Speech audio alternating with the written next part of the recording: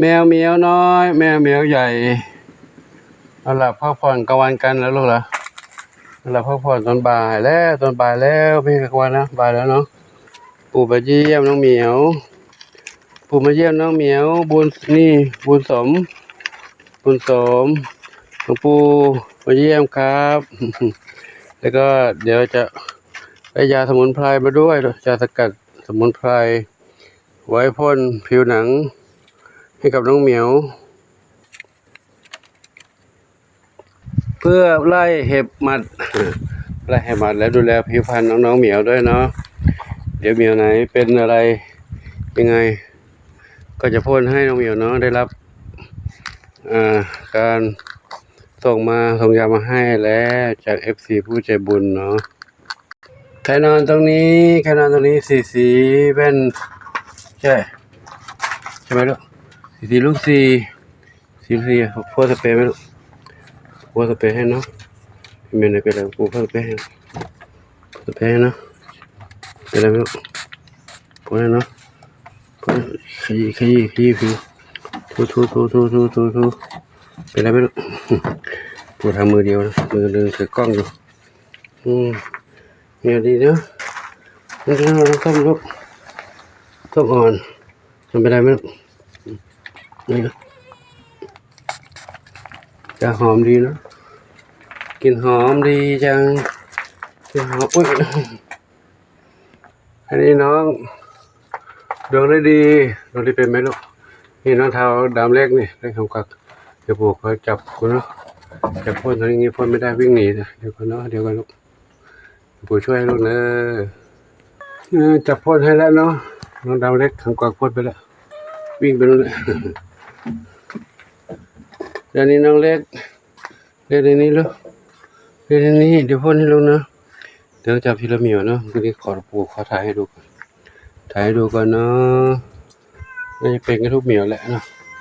เด็กเล็กๆอันนี้ด้วยเด็กเล็กๆนอนอันนี้ด้วย นอนกันท่าไหนนั่นน่ะนอนกันท่าไหนบ้างเนี่ยโอ้นอนหลับกลางวันกันเนาะนอนหลับกลางวันกันอันนี้น้องนี่ปู่โรคเสพเดี๋ยวปู่ให้กินเย็นจะพร้อมอาหารน้องเด้อครับน้องหนึ่งเดียวกับมีสุข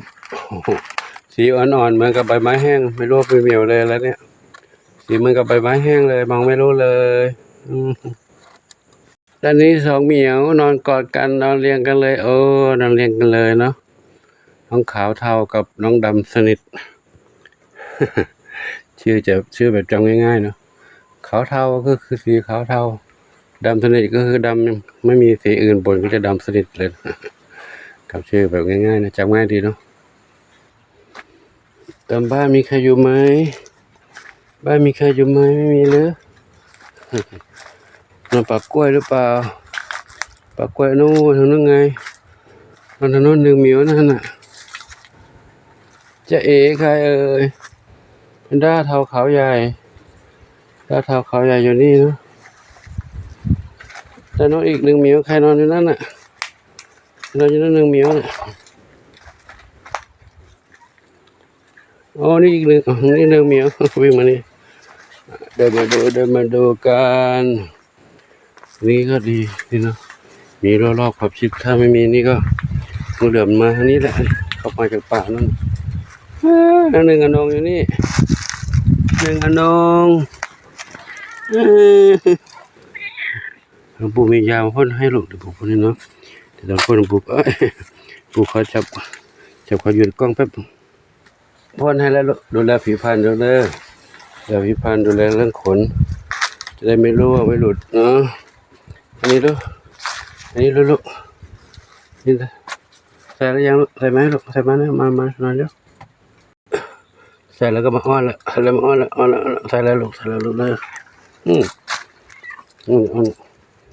บ้านนี้ใครอยู่นี่ก็ใครอยู่บ้านนี้ครับ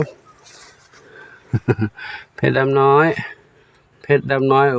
เป็นเยอะเลยปู่พ่อนะลูกนะเดี๋ยวปู่หยุดกล้องแป๊บนึง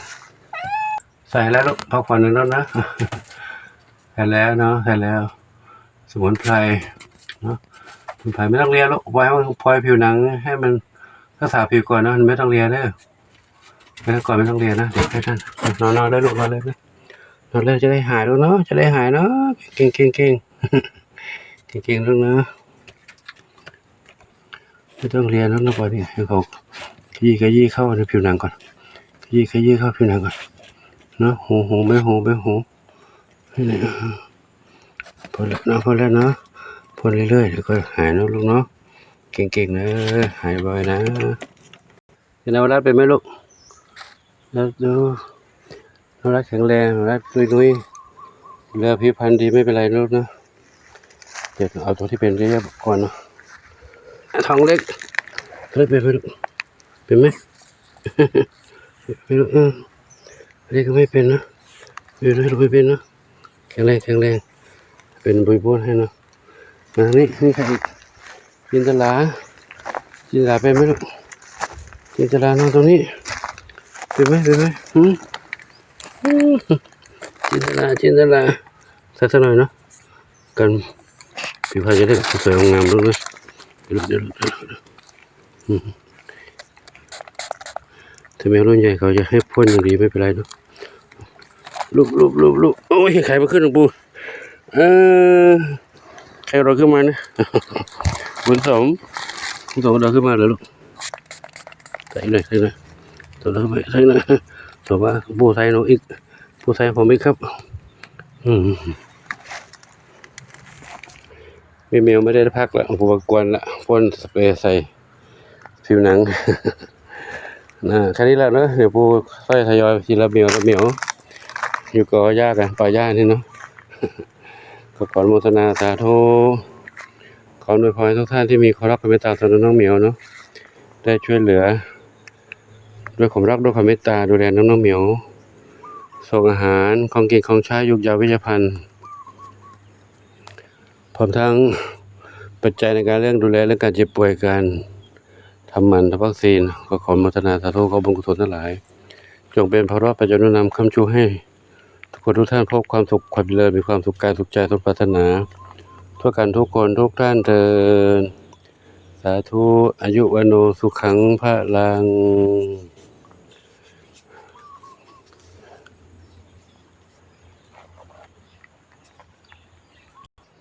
บุญชัยหลับสบายเลยบุญชัยหลับสบายเลยในนั้นบุญชัยไม่เป็นไรครับผิวหนังก็ดีแข็งแรงไม่เป็นไรปุ๋ยฝ้ายก็โอ้คนสวยแล้วคนขึ้นมางามแล้วเนาะไม่เป็นไรผมฝ้ายแข็งแรงฝ้ายรักษาสุขภาพดีมากแข็งแรงดีน้องบุญไม่ใช่น้องบุญอะไรไม่ใช่บุญน้องน้ำเพชรอยู่ในนั้นหลวงปู่ไม่เข้าไปกวนแล้วนอนหลับดีกว่าเนาะเพชรไม่ได้หลับกลางคืนเพชรหลับกลางวันเพชรก็ดีขึ้นแล้วเช็ดหน้าเช็ดตาเช็ดเนื้อเช็ดตัวเนาะวันนี้หลวงปู่ไปภารกิจข้างนอกกลับมาก็ยังไม่ได้ทำให้เนาะทำก่อนนั่นแหละทำเดี๋ยวช่วงเย็นๆเช็ดให้อีกครั้งนึงนะสร้างความคุ้นเคยความสนิทสนมให้เขาได้ไว้ใจเราเขาก็วันนั้นเขาก็จะไม่หนีไปไหนแล้วเนาะแต่เห็นว่าแมวพันธุ์นี้หนีปูไม่แน่ใจนะแต่ถ้าอยู่ในรั้วรอบขอบชิดนี่ไม่ออกไปไหนไม่ได้แล้วล่ะแต่อยู่ในบ้านนี้ถ้าต้องจะปล่อยมาต้องทำหมันก่อนเนาะทำหมันเนาะ มองหน้าหลวงปู่เดี๋ยวซูมกล้องดูใกล้ๆหน่อยสิปุ๋ยฝ้ายกับน้ำเพชรน้องน้ำเพชรหนุ่มใหญ่น้ำเพชรหนุ่มใหญ่ปุ๋ยฝ้ายอยู่บนนี้ปุ๋ยฝ้ายอยู่ตรงนี้ปุ๋ยฝ้ายหน้าเหมือนสิงโตหัวโตตัวเพียวตัวนี้เหมือนสิงโตผู้ชายอันนู้นเหมือนสิงโตผู้หญิง นะเดี๋ยวไปดูน้องแมวข้างนอกอีกหน่อยนะทำไมลูกเลียออกทำไมไม่ต้องเลียแล้วปูเช็ดแล้วเขาเนื้อเขาหนังไปลูกแล้วก็ขอโมทนาสาธุขอยุติคลิปนี้ไว้เพียงเท่านี้เนาะขอโมทนาสาธุอายุวันโนสุขขังพลังครับก็อาหารเปียกกล่องนี้2 กล่องนี้มาพอดีนะนี่ก็ใกล้จะหมดพอดีเลยก็คิดว่าถ้าหลวงปู่ไปรับภารกิจปฏิบัติธรรมก็คงจะพอกินทันเวลาพอดีนะขอโมทนาสาธุ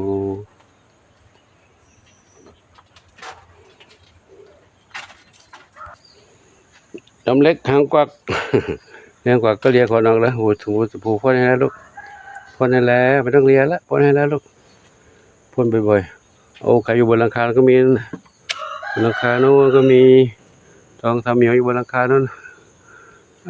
มองไม่เห็นอ่ะบางไกลใบไม้ก็ร่วงลงมาเรื่อยๆแล้วโอ้ถ้าหลวงปู่มันอยู่นี่ใส่ร่วงเต็มนี่แน่ๆเลยพอข้างบนนั้นเยอะเลยยังเยอะอยู่เลยนะครับร่วงมาเขาก็ต้องร่วงจนหมดต้นเลยนะถึงจะหยุดแล้วเอาใบใหม่ขึ้นมาครับก็ไม่เป็นไรก็ทำไปครับแล้วนี่